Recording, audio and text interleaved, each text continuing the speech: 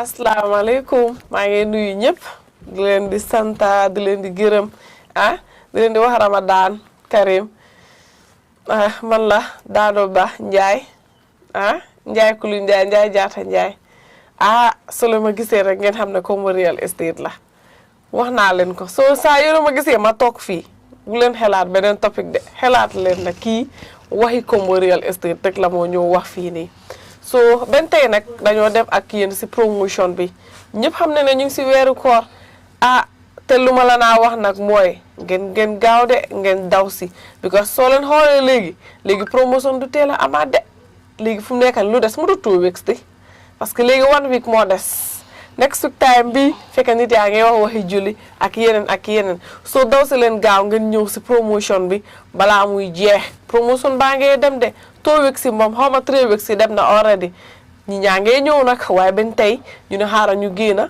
ñu waxal leen ne promotion bi mu ngi on benn tey soo daw si leen gaaw ngeen ñëw su ko defee ngeen mun a amal seen boppa dëkkuwaay yu baax yoo xamante ne soriwut nit ñi am na courant am ndox soo daw si leen gaaw ngeen ñëw balaa promotion bi di jeex 1 week rek moo des bugguma kenn ñaaka nag surtout ma yuut si maa ngi ko répétaat de daw si leen gaaw ngeen ñëw soo tey nag ma ngi fi am suma ñaari naataango Mami ak Awa so dinaa bàyyi kii naka leen ko waxee dinaa bàyyi Mami mu introduce leen boppam moom tam benn tey rek comme nuñ ko daan defee rek moom na leen mun di waxal si soose su ko defee ngeen mun a understand Awa tamit na leen di mun a waxal tamit si English su ko defee tam ngeen gën a mun a understand moom xam nga wax naa leen ñun dañ versatile nekkuñ fi pour benn language rek dañ fi nekk pour ñëpp so leen buggee joolaa bi o njaago bi sax next week ma askil leen ko xam nga wax naa leen loolu noonu so naa bàyyi Mami mu introduce boppam assalamualaikum baden la moy lalo alnal baden wala Mami suso comme dado ya fa nyame ndoro bu wo we kanana janna kal hakilo bulande ko mba promotion minna abita kan hane bi so mba fa la moy lalen jibir lal mo be se borina yana na office to ton table Samsung building no santo ni natane ji nsa foye wala ngi samba dulal to damel yalon ka bam bulu kon wala hani ka bineta lafta dawo dala Gambia ni fanal la isa fo molia na taranga dulal so je cause na flyer balu bala comme nga fano nyamen ka dula dul so tala bari mbuka wal ke flyer balu ba so ni mari lafta dawo dana hani ni fenko highway property ni fota tan office to ba fali yela nga so to damel ma fa wala nakata wo nyama on si samba dula nyen to yajibe ba fa la ko ngal konto sunkat dima dado thank you. Okay Mami thank you Mami jërëjëf so I hope na yéen ñëpp xaawe ngeen ko every week ñu ñoo fi dee nekk so dinaa bàyyi tamit Awa tamit mu introduce boppam mu wax leen tamit moom mooy kan xam naa ne moom xanaa ñu ees ñi parce que every day ñu ngi am ñu ees ñoo xamante ne ñu ngi ñëw di seetaan di leen bëgg a xam ne kii kan la man de musuma seetaan li li ak li so Awa na la introduce al boppam mu wax leen moom mooy kan ak lan la paree def si show bi tey. Thank you so much, Dado and Mami. Ramadan Mubarak again. You guys forgot to say that. I have already said it. Yes. Yes. I said Ramadan Karim to everyone. Does it like fasting there? You will think it's me. That is a Anyway. Thank you guys so much again. I mean, we've been doing this for 2 months or so. It's been amazing, and we see all the feedbacks, our family, our friends, and even people that we don't know. They come to the office and they tell us that we are doing amazing. So thank you so much for always watching the show. I know you guys already know my name. I don't know about Mami and Dada, but me, I know you guys already know. We might have new viewers, so well, that's you can just tell them your name. So my name is Awa Conte, and we are back again today. We have amazing news for you guys as usual. Dado is going to talk about so much, and Mami is going to talk about a lot, and I'm going to emphasize on so much things that we have going on. Thank you so much again, you guys, for always being here, for always supporting. We appreciate it. We appreciate the love. We hear it. And all the suggestions that you guys give us, we are making sure that to put that into the show. And I'm sure you guys are going to be, amazed with the things that we have in store for you guys. So thank you so much. Okay.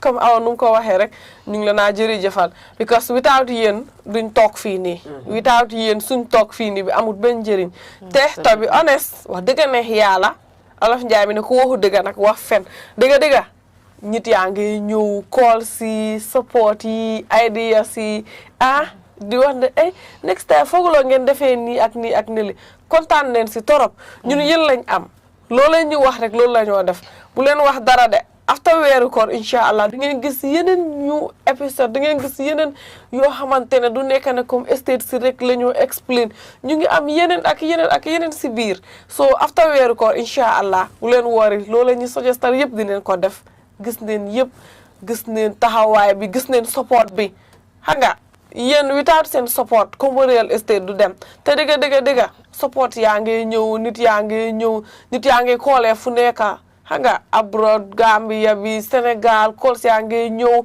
nit yaa ngi ñëw to be honest ñu ngi ñëw di ñu patronize so lu ñu am pour wax leen rek ñu ne leen jërëjëf ñu jërëjëfal leen bu baax parce que def ngeen loo leen war a def yëpp loolu ngeen nekk di def without yéen Kombo real estate du dem yéen a tax ñun ñuy dem soo jërë ngeen jëf si support bi waaye benn tey tamit ñu ngi wax tamit ngeen ñëw ngeen daw si gaaw ngeen ñëw 1 week moo des pour promotion bi muy jeex déggu leen ma de te promotion bi su jeexee pour ñu amaat beneen promotion boobu du yomba de soo daw si leen gaaw ngeen ñëw tey nag dinaa delluwaat si ñu estate suñu amoon xaw ma ndax yéen a ngi mën a remember first week of the Ramadan bu ma doon wax maa ngi leen waxoon ne tey dañ am location yoo xamante ne US la understand ngeen so I think maam yi yéen a ngi mën a remember loolu noonu so waxoon neen si ñun awa ak maam yi waaye dama bëggaat tey ñu delluwaat si loolu noonu su ko defee because price yi tamit dafa cheap 99,000 rek nga am kër so léegi lu ma am pour wax mooy tey si place yooyu noonu la ñoo delluwaat almost am nañ si 5 to 6 location yoo xamante ne US la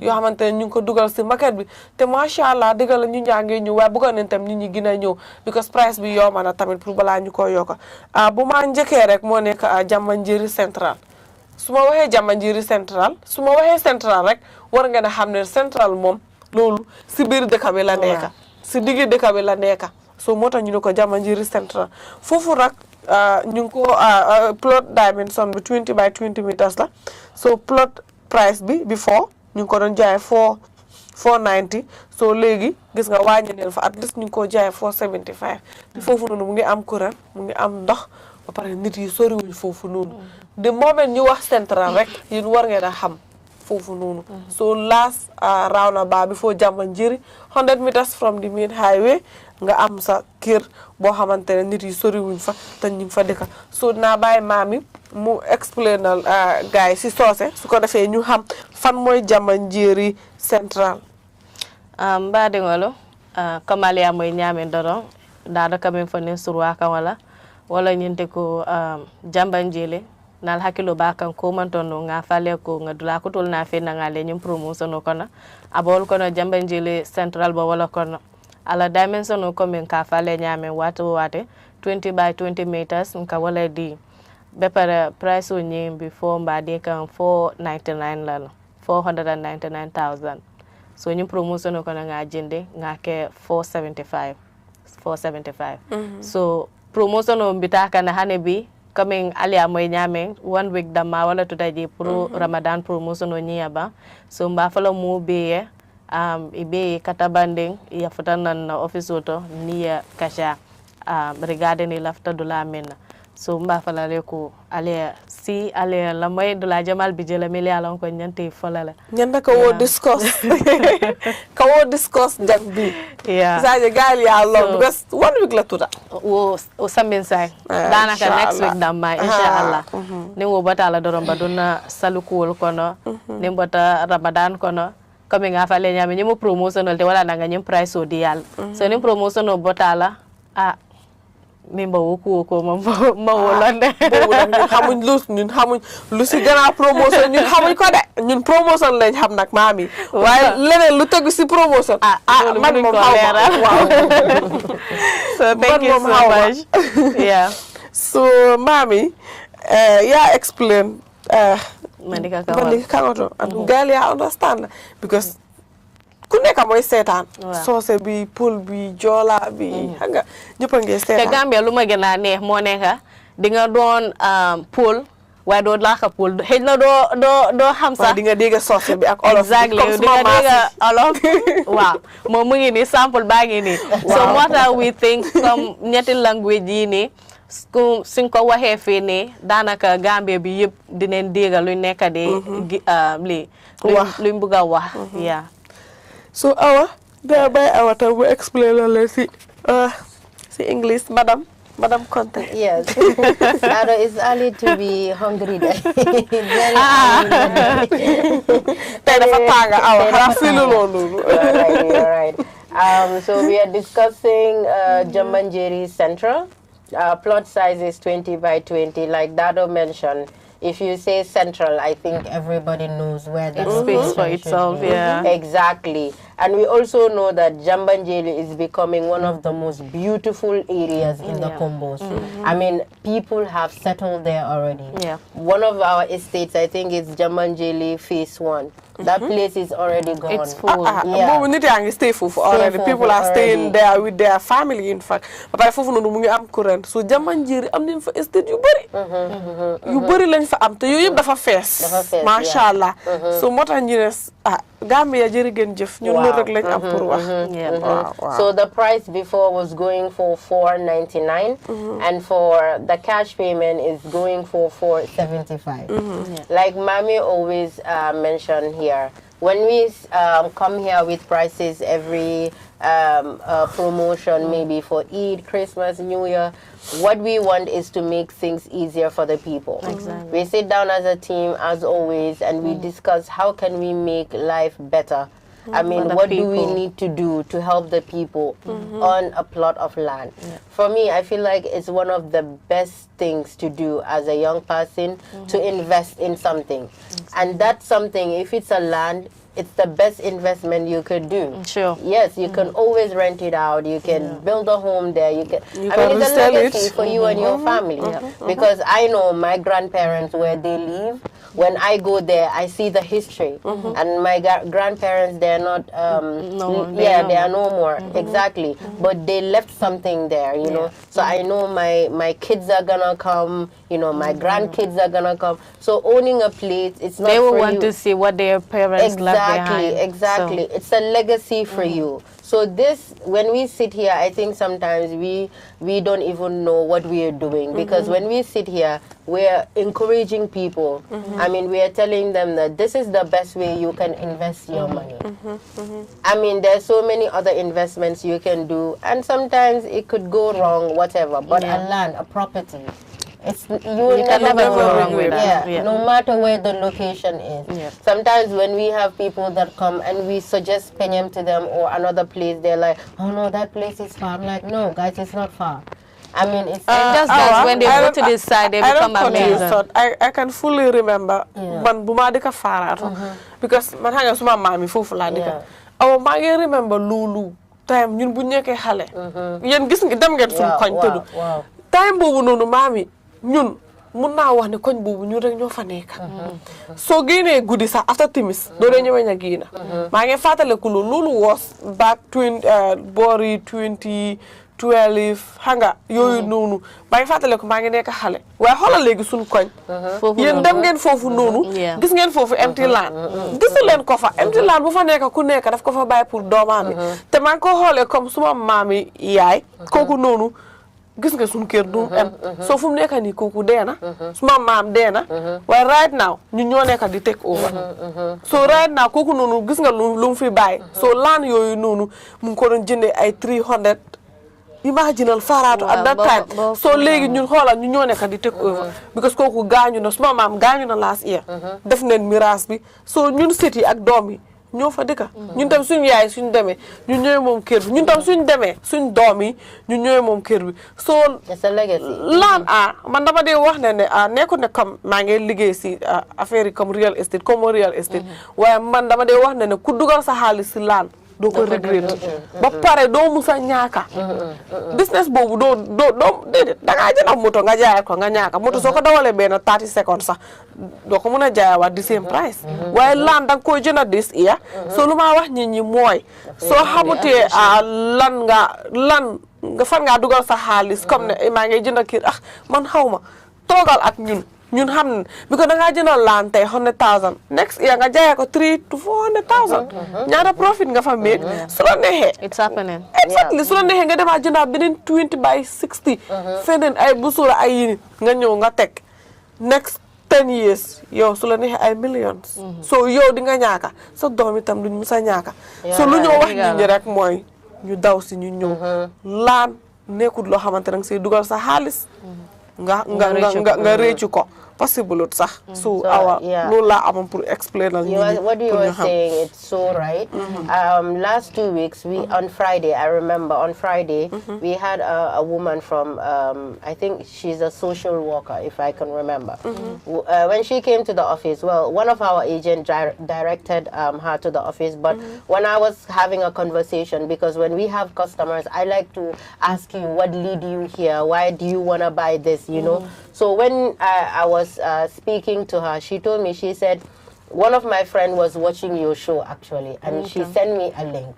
So when I heard what you guys were saying, and she told me, she said, I have a $60,000 right now, but I know that Julie Mungenyo, and I know that this money I'm going to spend it, and I don't want to spend this money. She said, but my friend got 3 plots from you guys from the beginning. She has been with you guys, and she has always been telling me, you know, buy, but I never got to buy. So she said, when I saw your show last time, I decided, you know what, before spending this money on it, let me try to buy the place. She's the second person to get Jambanjeri Central. You know, yes, she deposited a 50,000, and we spoke to her. You know, we gave her a reasonable price. She was so happy. Like when I gave her the contract, I'm like, this is yours, and I was like, you know, even if you can't come, because I know you guys are busy. If you can't come to the office, here's a number. You can always call, and then we will come and pick your payment, give you a receipt. It's very transparent and all of that. She's like, I know I did the right thing. I said, this is why we go to the show every Wednesday, because it's not for us to sit here and say, come and buy. It's for us to like give you reasons. Reason to buy a land from us. And letting you know why it is important for you to invest in your tomorrow. Because I'm sure her friend that bought 2-3 years ago or 5 years ago, she didn't regret it. No, and she's in her third. She was even telling me, Mansa dina nyuat puri nyojinda. Manako, we have really good prices. You can come this time around. Manka esa ula jinda. Manako, wow, jindal eso is a good place. Where I come to Esa, I have a customer there. Exactly. So you can see, if she had known, she would have gotten. And she was telling me, my friend used to tell me, jindal. But halis bisudugirek, I find something else to do with the money. So this is why sitting here, I think we are doing so much without us realizing. Like having these small conversations, these 30 minutes, 40 minutes, we are helping people. And I know people are helping us because you guys are the ones that put food on our table as well. So we are doing what we as I always said, without them, we cannot be sitting here. No. Because we muna neka fi di bala par ken neku di watch. But pare, to be honest, come ñu ñangi comment, calls yangi ñew. So obviously without yeen ñun duñ dem. Ñun yeen lañ am de. To be honest, te dega support bi mom Gambians they are really doing. ñu nekk fii ñu nekk abroad ñëpp a ngi support. So loolu lañ bëgga gis nga kooku 60,000 bu mu am mu ñëw. Gis nga jox nañ ko foofu noonu laan. So amee sa 20,000 sax bul gis sa boppa. Kombo mu ngi fa pour jàppale ñëpp. So daw si leen ngeen ñëw. soo xamutee nooy defee sa laan bi lu tax nga war a jëndal laan sax pour ëllëg sax ñëwal nga toog ak ñun am nañ expérience dinañ la wax di reason dinañ la waxtaan ak yow yu bëri yoo xamante ne xëj na yow xamuloo ko woon sax soo dëre naa dugal tam si suñu YouTube bi tamit di follow xam nga di déglu suñu conversation yi ak yooyu noonu so I think loolu noonu is important so beneen bu maa ñëw wax si mooy pirang I hope no su ma waxee pirang ñëpp xam neen pirang moom si biir kaama la nekk because xam nga biir kaama dafa rëy so pirang bi tamit ñu ngi ko jaayee à 20 by 20 meters price before boobu noonu 200,000 la so right now ñu ngi ko jaayee 175 at least 25,000 discount odu maam yi nu mu ko dee waxee mun nga am foofu tri bi xoolal price bi waat ba xoolal price bi from 175 to 99. To 99. Sorry. Wow. This is why I said léegi bëgg naa góom daal kii nii naka dinaa si sax awa waxaam bi yow dafa mel ni or bi jàpp na la. or bi dafa jàpp ba pare dama soj. poli joolaay ñu ngi sama baat bi tam xam naa ne neexut sama baat bi gis nga nu mu diisee comme baati joolaay yooyu noonu xam nga sax naka laa ko waxee. non tey moom joolaay jee ko ne la xam naa ne ñu ngi laa seetaan nag ñu ne pol bi caalet joolaay bi ngeen ñoom soo demee ngeen naan ndox rek ndox bu seeda ñu ngi taaj seen paani ndox sànni foofu noonu galaas suñu gëstoo gis nga ñu root benn pot ñu naan so gis nga so li from 175 to 99,000 maami thank you yang maa rectify foofu noonu waaye bu leen ma ko jàppee ba pare dama soj tamit xanaa gis nga sama kanam bi nu mu daara or bi moo ko tii so 175 ba 99,000 guys maa ngi répétaat bii nii de man xaw ma lan la su ma gisee price bu yomb rek su ma jina yëpp a di jóg xam ma dama bëgg lu yomb tamit so 99,000 la daw si leen gaaw ngeen ñëw balaa promotion bi di jeex youth si maa ngi ko répétaat spécial yi yéen xale yu ndaw yi nii jóg bëgg naa ku nekk nga amal sa bopp sa kër boo xamante ne doo xëccoo doo xëy suba di am fooy em di wax daane fii laa war a em ak këri famille këri bokka papa këri bokka yaay yooyu yëpp gis nañ ko fi waaye ku ñëw ko real estate nga andi sa 99,000 maami di nga war a yóbbu nga am sa këri boppa exactly su waxalal gars yi si soose na mbadin kool itol fana yaa lokko promotion ñimbe on rek ok Dado comme ngali amoy nyame Dado ka fo ne sulwa ka wala mba min fo ka ngale sa wala pirante nin ko pirandoro ngal no mu jamal bala na lamba dame fo ka piran yi kata so dara jandi ka fota farabala so dimension no nyimu 20 by 20 meters late mba awafa kan no 175,000 nga jindale fo guess what? 99. Jindale for 99,000. Afo manika kagoto.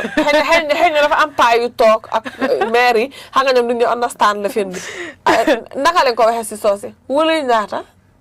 We kononta nin kononta. Samba dika wala. Before mbadika no wuli keme tan wara wala ni lulu. Samba dika wuli kononta anin kononta. Albe borina ale futana office oto piramu dolala te dame alon kon estate kutolong ando jela location no badame abetiata bakele mba fala na customer be isa futana office oto momo lafta kata pira mba side visit book lele ngi samba foji ya jibe yeah. Okay, mami, thank you mami jërëjëf. I hope ne ñëpp dégg ngeen mami num ko waxe dama bay awa tamit mu ñëw tamit ci pirang bi. Just pirang bi neex na de. xam naa ne yow lu yomb rek. 99,000. mu ngi emphasize lu yomb rek. ay wes ma amoon foofu noonu ñaata plot su ma fa waree am ñaata plot sax. yaa ngi calculate already. waaw ma war a am foofu ñaata plot. ok bàyyi ma wax si anglais. yow nga calculate dégg nga. I'm proud of my Wolof guys. tey dafa benn mistakes. mu ngi try léegi moom mu ngi try. Thank you. So we are talking about pirang. Like you heard Mami and Dado mention, it's 20 by 20. The price before was going for 175, and now it's going for 99,000, less than 100,000. Me, I don't want to say much. I'll just leave it at that. Dado, you go ahead. I don't want to say much. Our lulu, what they say, Holland, yeah. 99,000. And these places, they're not far, guys. Wow, it's not far. So it's in a very good location. It's going for 99,000. Even I am thinking about it myself now. Do I get another place? Wow, I'm not paying. I'm not paying. Do my Me, my own investment purpose. But pirang is cheaper. Yes. So let's go for pirang. My own is for investment purpose. That I am going to be buying as a staff, and then I'll keep it. Sana, don't come and kill me. That's our boss. And then I will resell it again. That's possible. Most people are doing that. Yes, they're doing that. Because when it comes to change of name, we are receiving so much in that case, like people that bought from us years ago, they resell it. And guess what? We don't question how much you sell it. That's none of our business. That's none of our business. Already, so obviously, you legend to inco. No. Fi mom so jende. For nga resell ko or sa family. Legally, nga am sa 5 plots. Whatever. Yes, nga am sa 5 plots. Nga you jay sa 2, you nga dem invest, nga dem it is a business. So, what am I leen daal? There are so many reasons yoo xamante ne nit war naa mun a am kër. Waaw. So beneen bu ñoo ñëw mooy faraba. Faraba nag ñaari faraba lañ am. So I am from Faraba. So yow xam naa yow di nga nekk si beta lefin pour nga gën a explain faraba bu baax. Faraba tamit dimension bi 20 by 20 meters la. Price before 125. Cash payment boobu noonu ñu ngi ko jaayee 99000. déggu leen ma de te Kombo dañ xewal 99000 this year wala am promotion bi dañ xewal 99000 gëj naa am Kombo promotion de. waaye this time dañ ko xewal man xaw ma luy kaabi sax. So Faraba soriwut te ñëpp xam ne Faraba léegi nag mooy toj dëkk bi parce que university bi xale start ne di dem foofu noonu school mun nga koo jënda nga samp ko nga def ko headquarters yi nii nga bàyyi ko fa di ko ren students yi ak yooyu noonu. So am na reasons yu bari yoo xamante ne war ngaa mun a jënd kër Faraba. Gis nga Kombo fuñ ut laan fu nekk rek xamal ne am nañ fa reasons yu bari yoo xamante ne nit war na faa mun a jënd plot. We do our research. I mean, you know, I don't want to cut you, but we don't go and just buy a place because of whatever. We try to find locations that we know people are interested in, people are gonna be interested in, and you know what I mean. So when we decided to go for Faraba, we just didn't sit down and like, okay, we want to get Faraba just to get money. We're like, okay, we know a university is there. You know, this is a place that people are going to be interested in. Why not make it easier for people? You know, why not make the transition easier for people? Get the place and encourage young people. It's always about young people. This is about young people. Absolutely. I mean, our office, when you go there, I'm so proud. 95% of all our staffs are young people. The owner of the company is a young man. You know, so it's let's brag a bit. It's about empowering young people. So when we sit here, when we have all this 99,000, there's 120, 130, you know, we don't look at it as you coming and paying it fully because we know the situation already. I mean, nobody is blind. But we bring these prices and we're like, okay, you know what? Let's have a discussion. You know, we can give you a payment plan, you know. And I always say, even if like, maybe saying this is not a good way of, you know, marketing, but whenever I sit down with a customer, I say, like, your life is not in your hands. You understand what I mean? Whatever it is, it's like we're a family. The moment you step into that door, you are part of KRE. Whether you know it or not. We have so many customers that I mean, first week of Ramadan, someone brought food stuff for Dado. Because of the relationship. Yo gis nga. Loolu nga xëj na sa customer boobu mi ngi seetaan. So ñun ñëpp am nañ si loolu noonu. Customer boobu institutional customer la. So lu si gën a neex mooy fere la nekk sukuta. Suma mbokee la. Sukuta wan sin. So last time wax naa ko fii nii maami. Man leen customers yi man suma customers dama dee nekk ak ñoom comme family. Because man soo amee xew maa ko fi doo wax ngeen xam nga man dama bëgg a xew. Dama dee am xew. Yow nga am xew sax man dama dee dem. Xanaa fekk yëguma ko. So suma customer boobu imagine first week of Ramadan nga imagine kakumba nu mu seeree si marché. Mbuusi kakumba la ma asil ma salade bu bëri asil ma carotte asil ma sweet pepper. Oh my god kooku lu ma asil yëpp sax mënuma koo compter te nga imagine ñëpp am nañ si daanaka te yéen ñëpp dama leen wax ne ngeen tiba waaye xoolal loolu dama ko def suma fridge bi ñaata des 1 week duma dee jënd salade so It shows obviously you the relationship customers Yeah. man ñun we moom have, with customers. You just don't come and buy a land with us and then we That's forget it. about you. We don't do that. Some of these customers, they're literally family. I've seen, I mean, I've not been with KRA for longer, but I've seen some of them when they come, how they interact with dad, or it's like they've known each other since they were kids. Yeah. You know? It's because, you know, the way the customer service, the way dad handles them, you know, and we are transparent. We don't tell you one thing today and tell you another thing. No. Misunderstandings do happen sometimes. That happens in every business, you know. But we own up to our mistakes. That's what I like about us. We own up to our mistakes and we try to rectify them a lot. We've done that most of the time. So don't be scared to have conversations.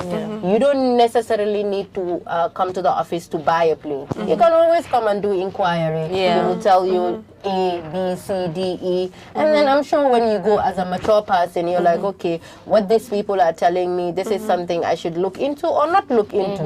We're free. We don't force anybody to do anything, but we will tell you our payment plans. We will tell you how we will help you into paying. Like we will help you, discuss with you. If you can't come, we will always find a way to go to you. You know?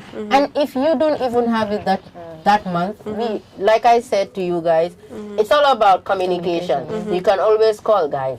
It can be this month, you know, like they're like, oh, really? We're so thank you so much for letting us know. No problem. You take your time. Just be communicating. That's it. And then we will find solutions to whatever that issue is. So having these estates and the lower prices, I feel like people are scared. You know, we've seen a lot of. I mean, we had two people from the UK. You guys were here. That came and they were like, we watched your show on Facebook. They came across our show and then they decided to come and buy from us. They bought how many plots? I think it was 20 by 40.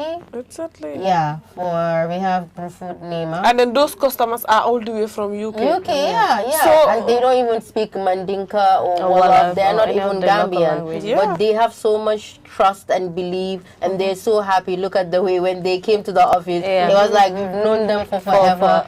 So it's stuff like this, like conversations are important in anything that you do in life. You have to have a clear vision. You know, whoever is talking to you or whoever is explaining to you, you are a mature person. You know what these people are saying. Are they saying it for the sake of saying it, or are they saying it because these are facts? And you go and do your research. Ask about Kombo. That's all if you don't need to believe us, just ask around. People will tell you. We have so many people, the police, you know, the army. We have so many people. Immigration YouTube, you see 90% of them collecting their title deed. They will tell you, I'm working on my property right now. I'm building or I'm doing something, you know. But so, price you know was just 80,000. 80,000. GRTS. 39,000. Exactly. There was a promotion that was last time customer buma asil mbuus bi bagas lolu institution la Sukuta one sin so mang la na jërëjëfal motax mané comme suñ bëggé compter yépp mami kon di whole day di whole year dañ fay nekk di jërëjëfal Gambian si because institution yu bari tam comme tam def na lu bari de to be honest so wa imaginal ñooñu ñëpp am nañ seen laan bi bir Kama Jalambang lañ ko am fofu noonu ideal place la nga xool ñooñu léegi ku nekka ngay start ñu ngi bëgg a sign contract ak ñun sa pour fencing bi ak yooyu noonu so dëgga Gambian si jërëgën jëf ak ñu nekkul Gambians parce que ñi ñaa ngi jóge all the way from UK fu nekka yaa ngi call the Yoruba community the Yoruba community nakal tulate sa Farato ñu fa ñu ngi Bafuloto Makumbaya you name them so we are saying a big thank you to you guys ba pare ñooñu yaa ngi fàttaliku dañu téye as a family ba yaa ngi fàttaliku guys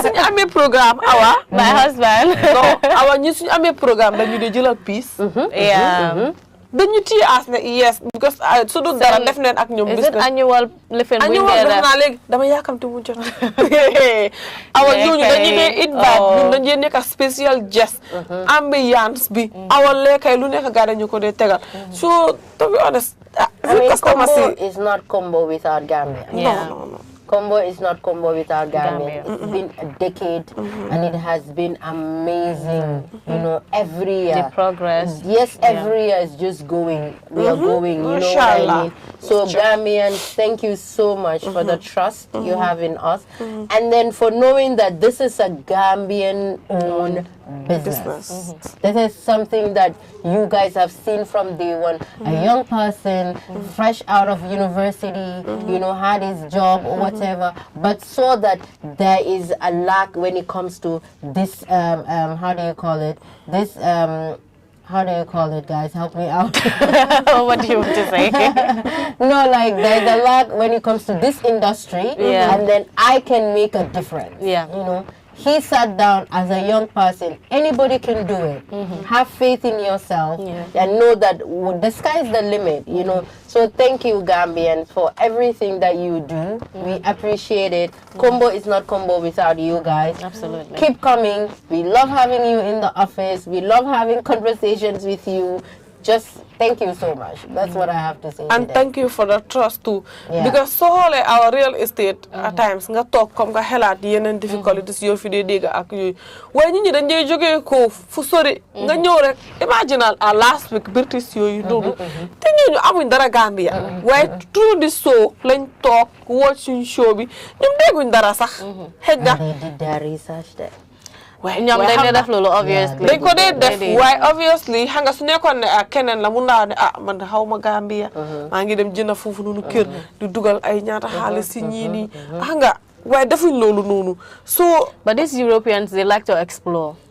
Yeah. So being a British or American, it's not limited to where you can have properties.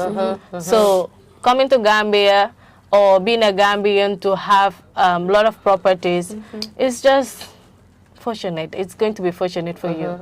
Come nga am sa land boo xam ne ne xëj na yow soxlawloo ko waaye da nga gis ne su ma ko amee tey ëllëg mun na maa njëriñ lu bëri ak lu bëri. Yeah, so it's very important pour nga am loo xam ne ne di nga ko oyee sa bopp. moo tax daal always duñ sonna di leen di wax jërëjëf. Thank you for the support. Thank you for trusting us. xam nga xaalis bi neexut a am ñun ñëpp xam neen waaye nga jël sa xaalis yaa ngi ko dugal si nit awa trust la because man su ma la trustutee duma bëgg a defaa yow business so thank you for the trust, thank you for xam nga nag thank you for the support so yéen daal kenn du yéen jërë ngeen jëf macha allah yéen a ngi yokk compagnie bi bu baax every day customers yaa ngi ñëw ñu ngi ñaan tamit ngeen gën a ñëw ñun yéen lañ am so jërë ngeen jëf so beneen bu ma waxaat mooy xam naa ne time bi nag lu fa des awa bëriwut because fu mu nekk ni I think 5 minutes moo des xaw ma waaye dinaa wax gars yi tamit comme ma leeral la leen comme si faraba bi ñaar lañ am benn bi is just 100 meters from the main highway beneen bi is just phase 2 bi moo nekk behind the university seen géej bi xam nga gars yi dafa am bunta so bunta bi foofu noonu phase 2 bi foofu la starté so beneen bi nag is just 100 meters different prices so boobu noonu let's be clear bu 100 meters bi boobu is just 200,000 then 175 cash payment waaw so phase 2 bi bu nekk si gannaaw bunta bi si bunti university bi boobu moo nekk 99,000 ba pare gars si bàyyi xel boobu leen doon joxe 100,000 so ñu ñoo defal leen beneen discount that's amazing waaw dañ leen ko wàññi laat pour students yi la de pour students yi la de dangaa wax youth si because xale yi dañu war a am kër dafa important xale yi dafa war a am kër surtout ma xale yu góor yi su ma dinaa wax xale yu góor yi ñaar ma dem laas ma ne xale yu jigéen yi xale yu góor yi ut leen kër dafa important dangaa taka jabar dangaa am doom yow tamit try nga amal sa boppa su dee na yow ko am ba faraba sax yaa ko moom benn place soriwut daal soriwut ñu ñaa ngi jóge léegi xoolal ñoom ñuy dem school yaa ko moom soriwut man loolu laa dee wax nit ñi fenn soriwut su amee sa banque bungo nga def ko fa soo amee salaat banque bungo doo ko wase olof I don't like that. Néegi lifin néegi suuf ciment lañ fa tabax dama joxe jënd sa kër ci price obviously foog nga defal lu cher nag. dafa ko waxee noonu ko feni nit hangal life starting bi doo dee xam so noonu laa ko banque bu ngo bii moom soo sa yëpp ni understand ye fengo fenki je tale awa soo amee sa salle ak cabinet yaa ko moom awa surub sax naka la ko defee surub la. surub tere na so yow nga war a digga foofu ak sa jabar ak sa xale yi di ngeen ko mun a manage dan nga di ko si luwaas léegi 5000 si kaw mbaa loolu nekk di ci pes. so yow nga war a am loolu noonu so yow soo amee sa 99000 maam yi nga am sa yow tamit sa banque bu ngo yaa ngi baax soo xëyee nga xale yi nekkee nii yàlla baax na xale daal soo nekkee ndaw góorgóorlu rek yàlla na la jàppale waaw su loolu laa am pour tey su next week xam naa dina amaat yeneen yoo xamante ne moom lañ nawa because time bi jeex na already waaye benn tey duñ soona rek comme di leen di wax jërëjëf jërëgën jëf Gambien si jërëgën jëf ñu nekkul Gambien because gis neen support bi fu nekk Gambian bi yoo European bi yoo American bi yoo ñëpp a Nigerian Ghanaian macha allah jërëgën jëf lu tax ngeen toos ñu yàlla bu yàlla lu tax ngeen am yaakaar si ñun yàlla bu yàlla tas yaakaar boobu noonu si daraja Muhammad sallallahu alayhi wa sallam so bente ma wax leen la rek comme promotion bi 1 week moo des guys maa ngi ko répété de 1 week moo des so daw si leen gaaw ngeen ñëw balaa promotion bi di jeex so maa ngi la naa jërëjëfal time bi jeex na ba next week Wednesday incha allah tey gis ngeen ne tey dañ serious de dañ teel a start so next week xanaa daal dañuy wax pass 11 ñu ñëw fi ñu toog 12 nga ñun serious si léegoo léegi waaye next week incha allah tam di same thing dañoo teel a ñëw xam nga si weeru ko lañ nekk xiif bi bara ma laal so jërë ngeen jëf maa ngi la naa jërëjëfal yéen ñëpp ba next week Wednesday incha allah ñu endo ak jaama bye bye